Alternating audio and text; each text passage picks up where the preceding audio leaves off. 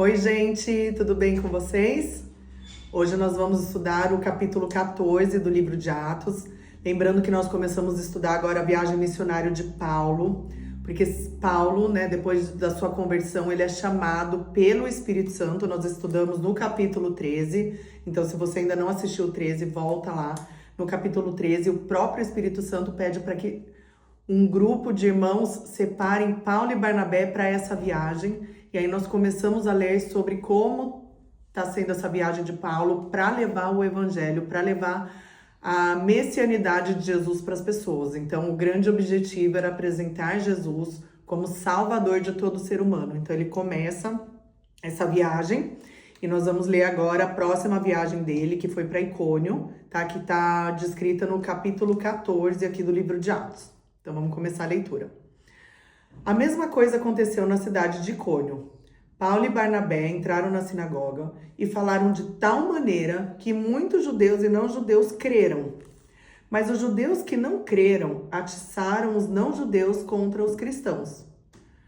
Os apóstolos ficaram muito tempo em Icônio, falando com coragem a respeito do Senhor Jesus. Gente, eu grifei essa frase. Os apóstolos ficaram com coragem pregando o Senhor Jesus, porque a coragem de falar a palavra de Deus é um dos sinais que a pessoa está cheia do Espírito Santo. A pessoa cheia do Espírito Santo, ela tem coragem de professar a tua fé, ela tem coragem de falar naquilo que ela crê. Lógico que não de forma intromissiva e não para as pessoas que não querem saber, mas aqueles que perguntam, eu queria conhecer um pouco da tua fé. A gente fala com intrepidez, com coragem, com certeza. Eu falo para as pessoas quando eu dou o estudo bíblico que, da mesma forma, quando a gente estuda para uma matéria que a gente domina, então a gente conhece aquela matéria, a gente fala com a certeza de quem estudou, de quem leu, de quem conhece. Então eles estavam assim, falando com coragem. E por que precisava coragem? Porque quando eles pregavam havia muita perseguição, né? E não é diferente nos dias de hoje. Hoje em dia, muitas vezes você falar a palavra de Jesus já gera um mal-estar em muitas pessoas. Então alguns preferem se calar do que falar no nome de Jesus com coragem, com a certeza, né? E aqui ele fala que eles falavam com coragem a respeito do Senhor Jesus. E o Senhor mostrava que a mensagem dele sobre a sua graça era verdadeira, pois ele dava a eles o poder de fazer milagres e maravilhas. Então, eles professavam Jesus e o poder e as maravilhas que eram geradas das mãos e da boca deles, porque quando eles falavam, faça, aconteça, as coisas aconteciam, cura, as coisas curavam. Esses poderes, os sinais de milagres e maravilha, era a grande prova do povo. Então, assim, você vê que naquele tempo a questão de fazer milagres, de profecia, era uma coisa muito importante para eles. Tanto que a maioria das cidades sempre tinha um mágico, sempre tinha uma pessoa que era aquela que profetizava, cartomante, que dava, a visão do futuro. Eles sempre viveram na dependência dessa voz. Só que quando Paulo, Saulo, os cristãos chegavam com a palavra de Jesus, ele falava, em nome de Jesus, você vai ficar curado, em nome de Jesus esse demônio vai sair. Isso era uma coisa que nem as pessoas mágicas e cartomantes, pessoas que liam o futuro, conseguiam fazer.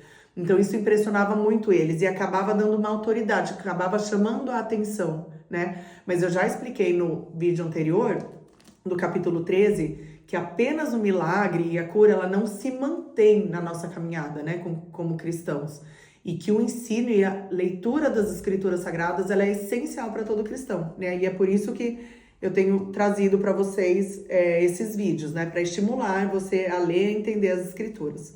Mas aqui fala, né?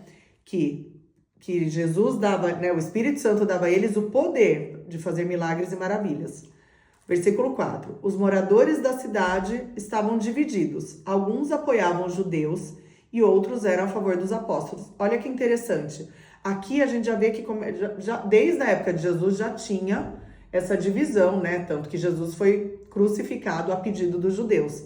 Mas aqui eles continuavam tentando pregar para os judeus, para explicar para os judeus que aquele Messias, aquele Salvador do Antigo Testamento era Jesus, dividia cada vez mais os que criam e os que não criam. Os que não criam ficavam com raiva e queriam chegar a matar os apóstolos.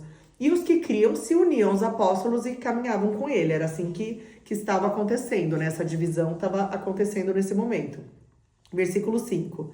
Então os não-judeus e os judeus, junto com os seus chefes, resolveram maltratar os apóstolos e matá-los à pedrada.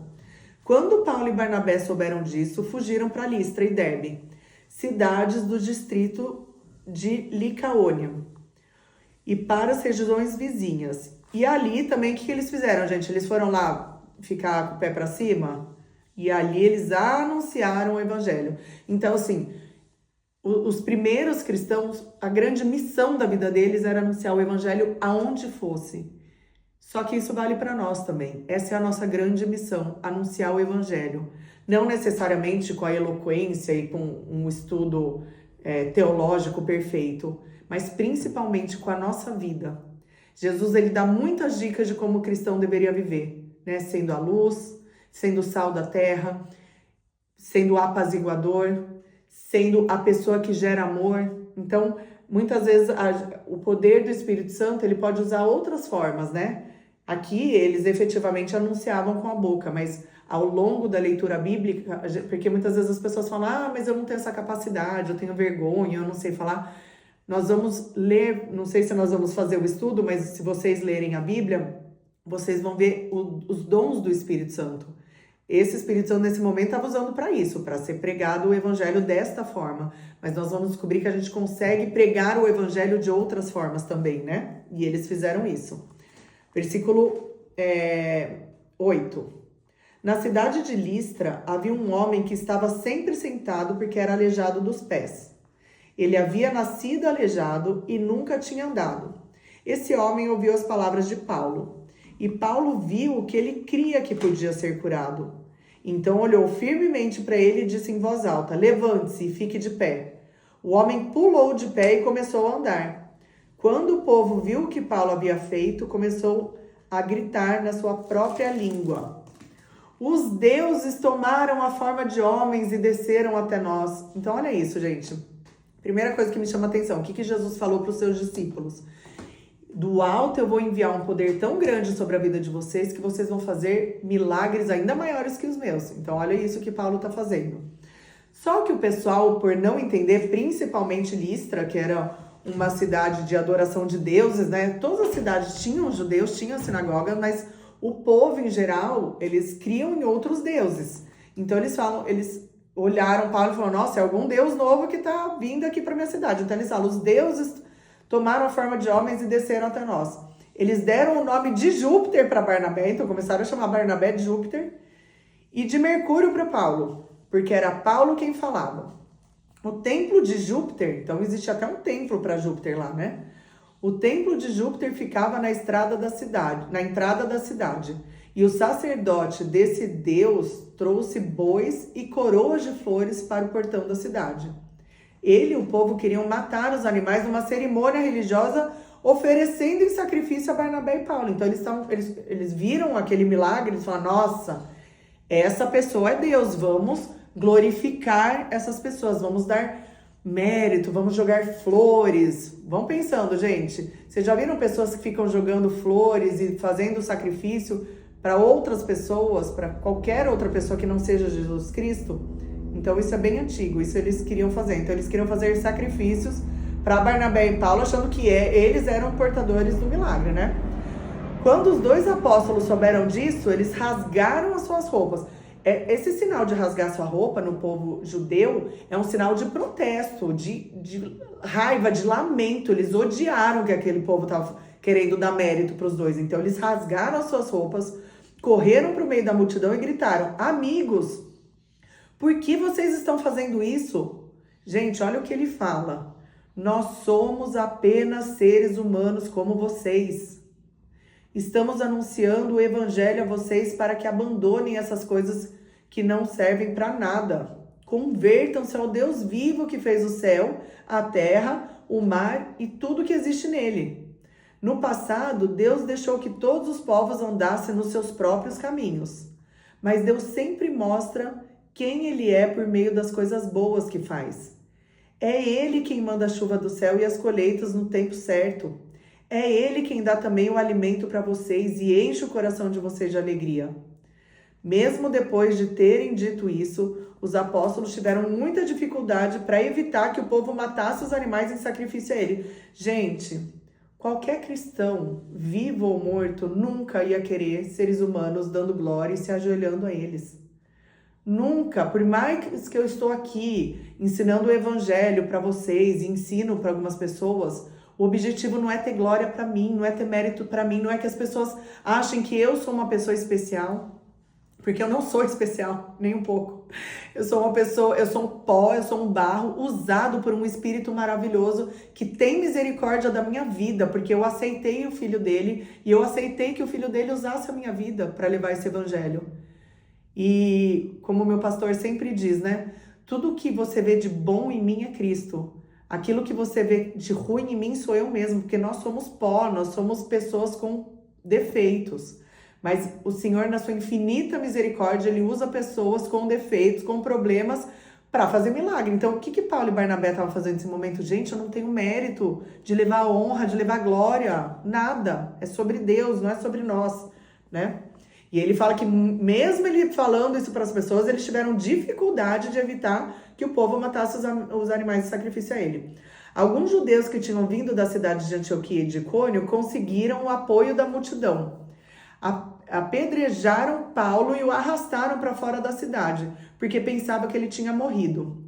Mas quando os cristãos se ajuntaram em volta dele, ele se levantou e entrou na cidade de novo. E no dia seguinte, Paulo e Barnabé partiram para a cidade de Derbe. Então, gente, olha isso. Como eles não aceitaram ser adorados, eles ficaram com raiva e quiseram matar e apedrejar. E aí, o que aconteceu? Mandaram ele para fora. Ah, então você não é Deus? Está dizendo que você é Deus? Então, vaza daqui, né? Quiseram tirar ele dali. Aí, quando os cristãos, amigos que estavam caminhando juntos, chegaram perto deles, levantaram eles, mas olha que interessante. Eles foram embora para casa chorando porque estava sendo apedrejado, porque estava difícil a vida cristã. E a gente hoje, por tão pouco, mas por tão pouco, a gente desiste. Nossa, tá tão difícil, eu tô levando o evangelho, só tô levando pedrada. Imagina esses caras, o que ele fez? Depois de ser machucado com pedradas, ele levanta e vai para uma próxima cidade, que diz aqui a Bíblia que foi a cidade de Derbe. Paulo e Barnabé anunciaram o evangelho em Derbe. Nada fez com que eles desistissem, hein, gente? Olha a coragem deles no espírito. E muitos moradores daquela cidade se tornaram seguidores de Jesus. Depois voltaram para a cidade de Listra, Icônio e Antioquia da Psídia. Então, eles foram voltando pelo trajeto que eles tinham ido, né? Depois, 22, né? Eles animavam os cristãos. Então, eles voltaram para quê? Eles pregaram. Na volta, eles iam, e aí, gente, vocês estão firmes? Vocês estão entendendo? O Espírito Santo está trabalhando? Então, eles voltaram e pararam nessas cidades para animar, fala aqui, ó. Que eles animavam os cristãos e lhes davam coragem para ficarem firmes da fé. E também, outra coisa importantíssima, ensinavam que era preciso passar por muito sofrimento para poder entrar no reino de Deus. Alguém te ensina que para você entrar no reino de Deus não é fácil, que é muito sofrimento? Ou o evangelho que você tem ouvido é de prosperidade e coisas maravilhosas 100% da tua vida? Gente, isso aí é uma mentira. E quando a pessoa acha que o evangelho é só coisas maravilhosas, ela não suporta o sofrimento, ela não suporta para passar por momentos ruins, ela blasfema a Deus, fala, ai, Deus não tá comigo, que Deus é esse que me deixa passar por isso? Desculpa, não é o evangelho bíblico que você tá ouvindo, né? Porque o que eles ensinavam para o povo é que vocês precisam suportar, vocês precisam passar por muito sofrimento para entrar nesse reino. Não é fácil. Você tem que enfrentar pessoas que são contra o que você crê. Você tem que enfrentar pessoas que têm raiva de você só porque você prega o evangelho. Você tem que enfrentar outras cosmovisões, né, que acham a sua errada. Então, nós temos que enfrentar muitas coisas. 23. Em cada igreja, os apóstolos escolhiam presbíteros. Eles oravam. Como que era escolhido isso? Era por curso de teologia e um bom currículo? Não, eles faziam o seguinte: oravam, jejuavam e entregavam aos presbíteros a proteção do Senhor em quem estes haviam crido. Então, existia um momento de consagração para a escolha deles, né? A gente não vê aqui ninguém fazendo muitas aulas. O que a gente vê muito a Bíblia falando era que eram pessoas cheias do Espírito Santo, pessoas tementes ao Senhor, pessoas que se dedicavam ao Senhor. E essas pessoas têm autoridade para falar sobre a palavra de Deus, né? 24. Então Paulo e Barnabé atravessaram o distrito de Pisídia e chegaram até a província da Panfilha. Anunciaram a palavra em Perge e depois foram para perto de Atalha. Dali foram de navio para Antioquia da Síria, onde eles haviam sido entregues aos cuidados de Deus para o trabalho que agora estavam terminando.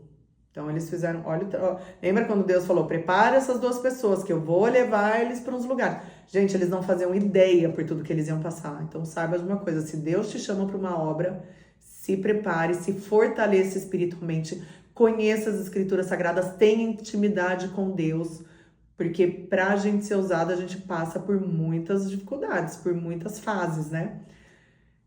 Eu achei muito interessante a pregação do David Leonardo, que ele falou sobre isso e pela primeira vez eu pensei sobre isso.